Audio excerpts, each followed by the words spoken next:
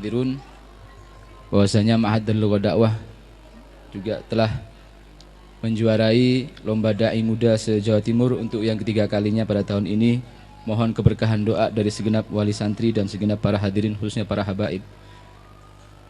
Untuk acara selanjutnya yaitu sambutan mewakili Mudir Ma'had yang akan disampaikan oleh Al-Habib Segaf bin Hasan Baharun. Pada beliau kami persilahkan. Assalamualaikum warahmatullahi wabarakatuh. Alhamdulillahirabbil alamin. Wassalatu wassalamu ala asyrafil anbiya'i wal mursalin. Sayyidina wa habibina wa syafi'ina wa nuri qulubina Muhammad Habibi rabbil alamin wa imami ghurril muhajjalin wa ala alihi wa sahbihi ajma'in. Subhanaka la ilma lana illa ma 'allamtana innaka antal alimul hakim. Rabbi shrah li sadri wa yassir li amri wahlul 'uqdatam min lisani yafqahu qawli, amma ba'du. Yang sama-sama kita muliakan Mudirul Ma'had Al-Habib Zain Ibn Al-Habib Hasan Baharun, mata'anallah bituli hayatih wa hafidahullah wa ra'ah. Wa muntashar hadal ma'had al-am Al-Habib Husain bin Abdullah Segaf dan seluruh habaib yang keberadaan mereka di antara kita menjadi sebab kita dapat rahmat, dimanapun mereka berada menjadi kunci turunnya rahmat, yang alhamdulillah pada siang hari ini banyak di antara habaib yang datang, khususnya Al-Habib Ali Segaf, Habib Ahmad Al-Haddad, Habib Anis Al-Hinduan, Habib Umar Baharun, Habib Zain bin Syawbakar, Habib Bakar Segaf, serta Habib Umar Al-Idrus dan semua para habaib yang tidak dapat saya sebutkan satu persatu, namun tanpa mengurangi rasa hormat kami kepada mereka semuanya. Para alim ulama, para penyambung lidah Nabi Muhammad SAW, yang keberadaan mereka di antara kita menjadi sebab sasaran seputar Nabi kita Muhammad SAW. Siapa yang menghormat para ulama berarti menghormat Nabi. Yang memuliakan para ulama berarti memuliakan Nabi, dan yang memusuhi para ulama pun juga berarti memusuhi Nabi. Siapa yang ingin mendapatkan keberkahan dari Nabi Muhammad, maka hendaknya pergilah kepada para ulama. Siapapun yang ingin mendapatkan sesuatu dari Nabi Muhammad, maka hendaknya carilah daripada ulama Nabi Muhammad SAW. Khususnya para dewan guru yang telah bersusah payah mengajar dan mendidik anak-anak kita, sehingga pada hari ini kita dapat melihat anak didik kita sudah akan diwisuda. Wabil khususil khusus Syekhi wa Ustadhi Al-Ustadz Qaimuddin Abdullah selaku Rais Tarbiyah, dan para ulama yang hadir serta para hadirin dan para santri-santri yang kami cintai. Alhamdulillah pada siang hari ini kita telah sampai kepada puncaknya. Puncak yang saya maksudkan adalah puncak daripada pertemuan, puncak daripada pendidikan, puncak daripada tarbiyah, puncak daripada pengawasan untuk tahun ajaran 1914 sampai 15, sehingga hari ini mungkin ada kegembiraan dan ada kegelisahan. Kegembiraan tentunya dirasakan oleh para anak didik kita, karena mereka sebentar lagi bisa godoan tidur, godoan makan, minum sepuasnya, godoan tidak ada Ustaz Ismail, tidak ada pengawas-pengawas, tidak ada pecutan dan lain sebagainya. Tapi kesedihan yang sangat-sangat kami rasakan para dewan guru-guru. Para dewan guru-guru ini, mereka tatkala sudah sampai puncak harinya seperti hari ini, mereka sedih, mereka gelisah, bahkan mereka pun juga galau pikirannya. Karena apa? Karena memang yang namanya anak-anak santri kita ini adalah anak-anak beneran, anak-anak yang dititipkan, anak-anak yang dicintai oleh Nabi kita Muhammad SAW, yang diibaratkan oleh beliau SAW cintanya kepada mereka umatnya dan khususnya para talibal ilm, sehingga mereka yang ditujukan oleh Nabi Muhammad, yang dimaksudkan oleh Nabi Muhammad di dalam wasiatnya, istausu bi talabatil ilmi khairan. Hendaknya kalian berbuatlah baik, bergaul dengan mereka dengan cara yang baik kepada mereka-mereka yang mencari ilmu. Alhamdulillah ketika kami bertemu dengan guru kami Abu Said Muhammad Aliul Maliki dan juga Al-Habib Zain bin Smith, pertama kali kita disambut dengan marhaban biwasiyatir Rasul. Inilah maksud daripada sabda Nabi Muhammad SAW tentang mereka. Nabi SAW menggambarkan, mengibaratkan kita ini ya dicintai oleh Nabi Muhammad. Nabi bersabda, inni la arhamakum asyaddu rahmatan min rahmati abaikum lakum wa min anfusikum li anfusikum. Aku ini sangat sayang kepada kalian, sangat mengasihi kepada kalian, melebihi daripada kasih sayang yang kalian dapatkan daripada orang tua kalian, bahkan melebihi daripada kasih sayang diri kalian dengan kepada diri kalian sendiri. Kalau mungkin cuma kata-kata tanpa ada contohnya sebagaimana yang memang sudah tersirat daripada perkataan-perkataan anak-anak muda sekarang, begitu pula mereka yang intelektual, selalu harus ada bukti. Nabi pun juga memberikan bukti, sehingga beliau meneruskan hadisnya seraya berkata, lau yushaku ahadukum bisyaukatin fi rijlihi la ajidu alamaha fi qalbi.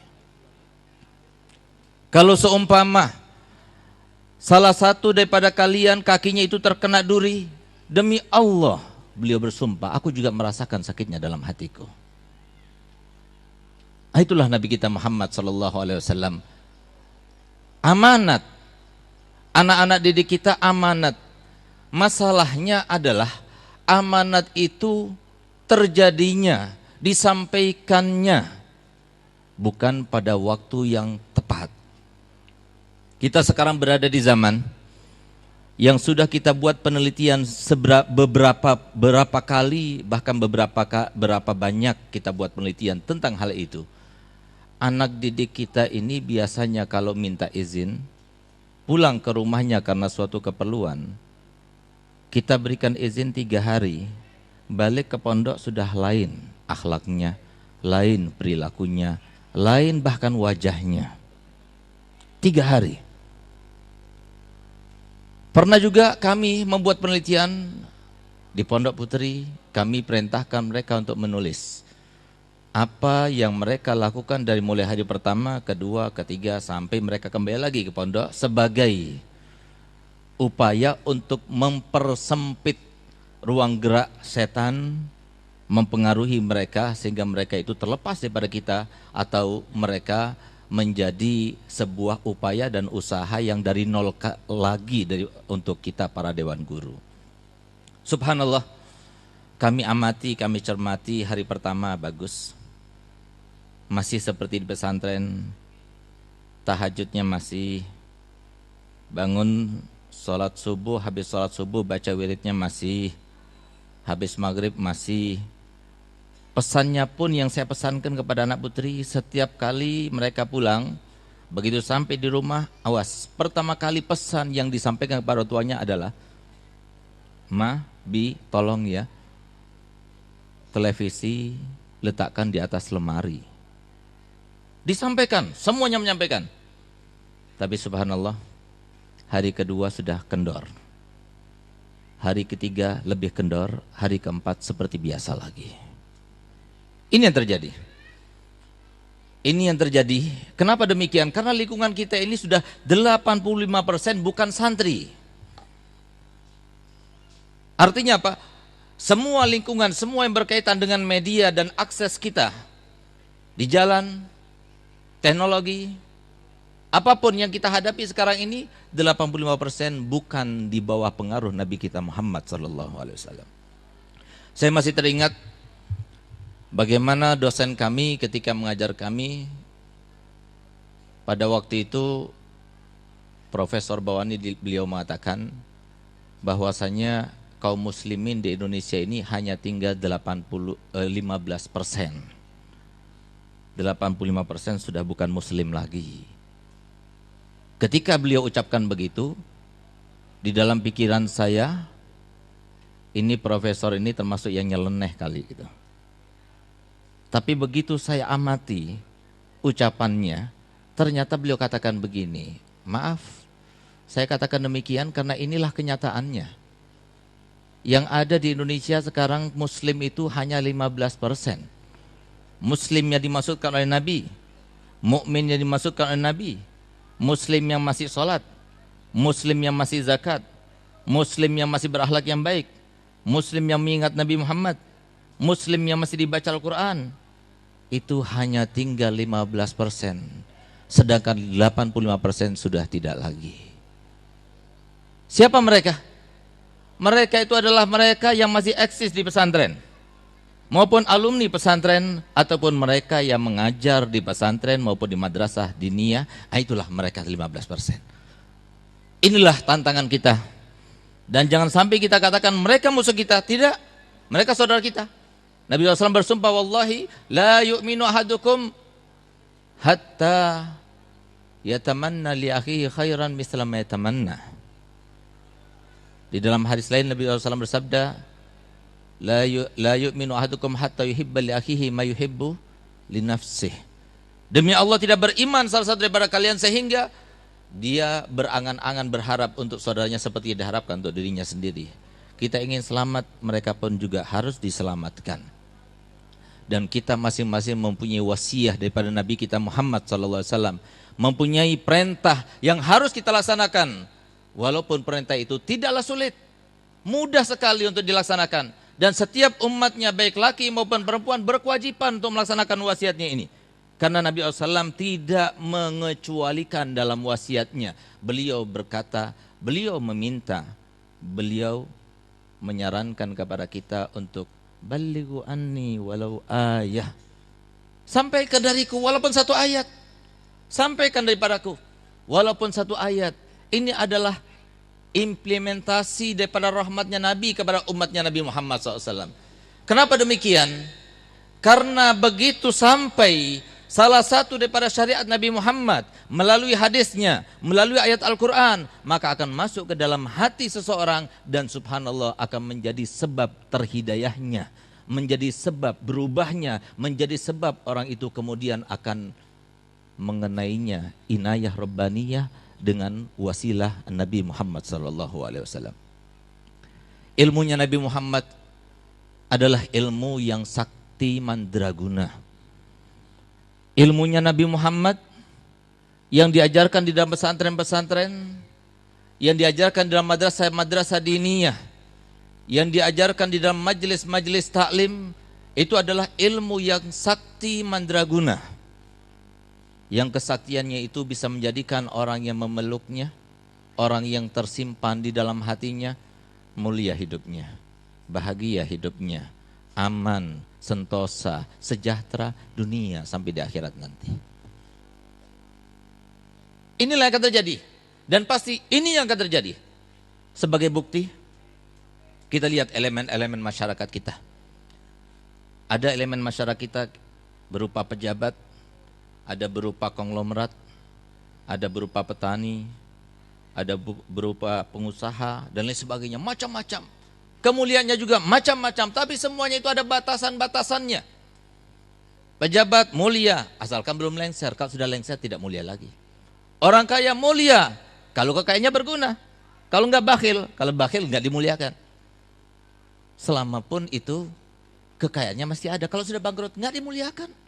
Sebagaimana dikatakan oleh penyair, ra'aitun nasa qad malu ila man indahu malu wa man lam yakun indahu malu fan nasu anhu qad malu. Ra'aitun nasa qad infaddu ila man indahu fiddah wa man lam yakun lahu indahu fiddah fan nasu anhu qad faddu. Aku melihat semua manusia, mereka itu condong semuanya kepada orang yang punya harta. Barang siapa yang enggak punya harta, siap-siaplah untuk orang semua akan berlarian darinya. Aku melihat semua orang condong kepada semua orang yang mempunyai perak. Barang siapa yang tidak punya perak, maka siap-siaplah untuk orang itu akan berpaling darinya. Tapi ketika mereka sudah tidak punya harta ini, mereka semua berpaling darinya. Tapi ulama terus berkembang kemuliaannya, terus terhormat, terus mulia, terus sejahtera, terus aman, terus sentosa sampai meninggal. Bahkan puncak meninggalnya insya Allah mereka ini calon-calonnya ketika meninggal nanti yang akan menjemput Nabi Muhammad SAW. Setelah meninggalnya pun diingatkan dan diingat, dijadikan sebuah bukti, sebuah ajaran, sebuah landasan bagi setiap perilaku yang baik untuk murid-muridnya, untuk anak keturunannya, untuk para tetangganya, untuk para mitranya dan sebagainya. Itu ilmunya Nabi Muhammad SAW. Kita lihat pandangan wajah-wajah yang mulia ini. Bedakan, bayangkan. Kalau seumpama wajah-wajah yang ada di depan kita ini yang sekarang sebentar lagi akan diwisuda. Setelah sekian lama berada di pesantren, yang paling lama 12 tahun, ada yang 9 tahun, ada yang kurang daripada itu, tergantung kepada kepiawaiannya dan keintelektualannya. Coba kita lihat wajah-wajah mereka. Amati. Sebagaimana Nabi Muhammad SAW telah mengajarkan kepada kita untuk selalu mengambil hikmah, mengambil ibrah daripada semua apa yang kita lihat. Nabi SAW selalu mengajarkan ketika melihat sesuatu, diantaranya beliau ketika melihat pekuburan, beliau mengatakan inna fi hadhil maqabir la ibar. Ketika beliau melihat perkebunan, beliau mengatakan inna fi hadzal manadir la ibar. Ketika beliau melihat wajah-wajah sahabat Nabi yang yang berbeda-beda, bermacam-macam warna dan rupa, beliau juga mengatakan inna fi hadzal wujuh la ibar. Artinya ambil hikmahnya. Coba lihat kita. Wajah-wajah yang penuh dengan cahaya karena sunnah-sunnah Nabi yang telah dilaksanakannya. Wajah-wajah kalau kita dudukkan dengan wajah para mahasiswa di luar sana, wajah-wajah yang kalau kita dudukkan dengan para mereka siswa yang sekolah di SMA murni sana, berbeda ya akhi, berbeda. Bagaimana sikapnya kepada orang tua, berbeda.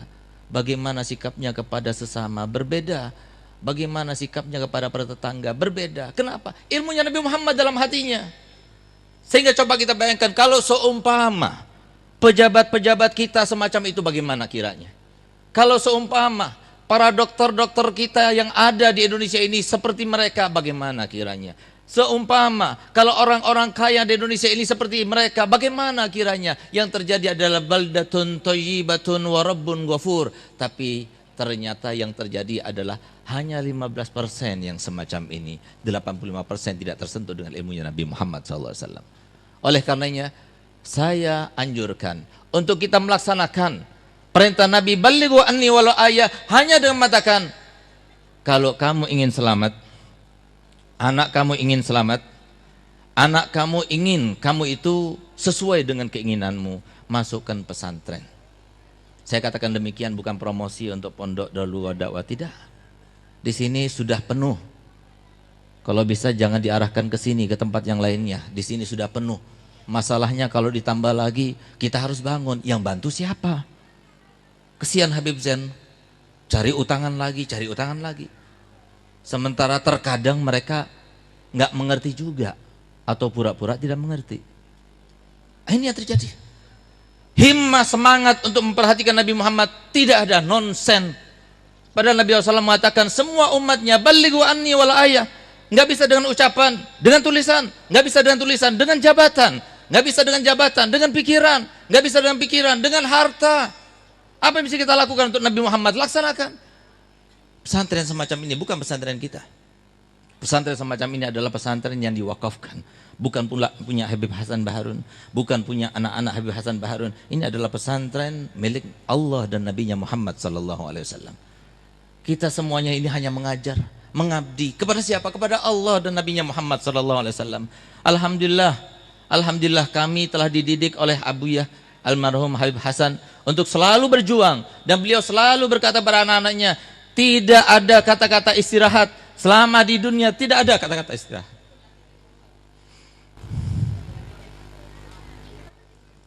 Nanti tatkala saya dikubur, tatkala kami dikubur, baru kami akan merasakan istirahat. Kamu akan dikirimi dengan berbagai macam ilmu yang kamu ajarkan itu dan diamalkan, pahalanya semuanya akan dikirimkan ke kamu. Kamu akan menjadi orang paling mulia nanti di bawah tanah ini. Disitulah tempat kita istirahat. Tapi selama kami hidup, selama kita masih hidup, apa yang bisa kita lakukan untuk Nabi Muhammad? Laksanakan. Al-Habib Al-Habsyi mengatakan tidak ada satu umat pun yang kita pandang, kita lihat di luar sana, baik yang ahli maksiat maupun ahli taat, kecuali mereka disayang oleh Nabi Muhammad melebihi daripada sayang kita kepada anak-anak kita. Sehingga siapapun yang perhatikan mereka semuanya di luar sana, berarti telah memperhatikan Nabi Muhammad. Dan demi Allah, beliau bersumpah pasti akan diperhatikan oleh Nabi Muhammad sallallahu alaihi wasallam. Ini zaman yang sangat luar biasa. Kita lihat bagaimana baru-baru ini. Mereka para pakar pendidikan, bukan mereka tidak mengerti, bukan mereka tidak membuat sebuah penelitian. Mereka tahu siapa yang suka tawuran di luar sana, siapa yang suka pacaran di luar sana. Yang dikatakan karena pergaulan bebas inilah kemudian mencapai siswi SMP kita melalui sebuah penelitian yang dilakukan oleh sebuah lembaga yang dipayungi oleh negara, yaitu KPAI tahun 2010. 62,7% siswi SMP kita sudah tidak perawan lagi. Siapa mereka? Mereka tahu. Mereka adalah orang yang tidak tersentuh dengan pondok pesantren. Mereka adalah orang yang tidak tersentuh dengan madrasah diniyah. Mereka tahu. Sebab utamanya adalah mereka jauh daripada ilmunya Nabi Muhammad. Mereka tahu. Sehingga setelah mereka itu berusaha membuat sebuah upaya, sebuah usaha, akhirnya keluarlah silabus 2013. Jazakallah khair Bapak Nuh, yang dia itu dengan susah payah mengumpulkan para pakar pendidikan di Indonesia ini untuk membuat silabus tersebut. Kalau seumpama kita laksanakan dan dilaksanakan oleh semua pendidikan dan lembaga pendidikan di Indonesia, paling tidak mereka itu akan sedikit demi sedikit merambah dan kembali kepada agama. Tapi lihat yang terjadi tidak. Begitu Bapak yang baru ini terpilih, kemudian dia mengatakan selama saya menjabat sampai 2019 saya tidak akan menerapkannya. Ini adalah sebuah program yang sangat mahal. Mahal untuk Nabi Muhammad, mahal untuk umatnya Nabi Muhammad, yang kalau seumpama kita teliti dan saya pelajari sudah, itu setiap materi yang diajarkan dari kelas SD, SMP sampai tingkat perguruan tinggi harus ada kaitan dengan agama. Misalnya kalau kita mengajarkan materi matematika yang tidak mungkin, nggak ada kaitannya dengan agama, bisa dikaitkan. Contoh-contoh yang dibuat harus terkait dengan agama. Misalnya, kalau seumpama masjid berdiameter sekian kali sekian, sedangkan tingginya sekian kali sekian, maka menghasilkan berapa? Sehingga anak itu ketika melihat masjid, apa itu masjid? Misalnya, kalau ada seorang alim yang kepada jamaah majelis taklimnya, kemudian mereka itu diajak untuk berziarah Wali Songo, menaiki 7 bis. Setiap 1 liter itu berdapat menempuh 7 kilo. Sedangkan dari mulai tempat mereka berangkat sampai ke Wali Songo yang terakhir itu adalah ditempuh dari sekian kilo. Kira-kira berapa liter yang dihasilkan? Sehingga mereka bertanya, Apa itu majelis taklim? Apa itu kiai? Apa itu wali songo? Diajarkan semacam itu, sangat bagus, sangat indah. Tapi subhanallah, akhirnya apa? Tidak dihapus, diputuskan tidak dihapus. Alhamdulillah, mau dilaksanakan, iya, nggak dilaksanakan juga tidak apa-apa. Alhamdulillah Kabupaten Pasuruan akan melaksanakannya. Lagi-lagi kendala itu pasti ada. Kenapa? Karena setan tidak akan membiarkan mereka itu mengenal Nabi Muhammad. Setan tidak akan membiarkan satupun daripada kita, sebagaimana sumpahnya ketika diturunkan dari surga. Wa izzatika la'aghwiyannahum ajma'in. Demi kemuliaanmu ya Allah, aku akan cegah mereka dan aku akan halangi mereka daripada jalanmu ini. Sudah sumpahnya, nggak bakal dibiarkan kita yang namanya kaum muslimin ini berbuat suatu kebaikan pun. Subhanallah, begitu akan terlaksana kemarin otonomi daerah dengan dasar landasan otonomi daerah, ternyata guru-guru MI-nya pun juga mereka berdemo. Kalau seumpama dilaksanakan ditambah jam pelajarannya ditambah, nanti MI, MTS, MA nggak laku. Tuh, padahal berapa persen? MI, MA ini berapa persen? Sementara yang negeri itu berapa? Ini yang terjadi sekarang ini. Kenapa? Selalu ada halangan, selalu ada hambatan. Kenapa demikian? Karena setan yang ada sekarang ini. Kerajaan-kerajaan setan, pengaruh-pengaruh setan. Oleh karena itu kami dengan kerendahan hati, kami dengan berat hati, sekarang pada hari ini menyerahkan anak-anak didik kami yang sangat kami cintai kepada para wali santri. Tolong demi Nabi Muhammad SAW, kalau kita tidak bisa berdakwah kepada orang lain, biarkan kita berdakwah kepada keluarga kita. Jagalah mereka, jagalah akhlak mereka, ingatkan mereka. Mereka adalah masih di dalam saat-saat kita masih mendidiknya, supaya dekat kepada Nabi Muhammad SAW. Jangan jauhkan daripada kita, jangan pisahkan kami dengan mereka. Jagalah mereka. Karena kita sekarang berada di zaman yang oleh guru saya Al-Habib Zain bin Semit hafidhahullah wa ra'ah, beliau mengatakan, kalau seumpama ada seorang anak yang diawasi, disertai oleh pengawasnya selama 24 jam penuh dengan lingkungan yang ada sekarang ini, tetap saja dia akan terjerumus ke dalam lingkungan yang rusak sekarang ini.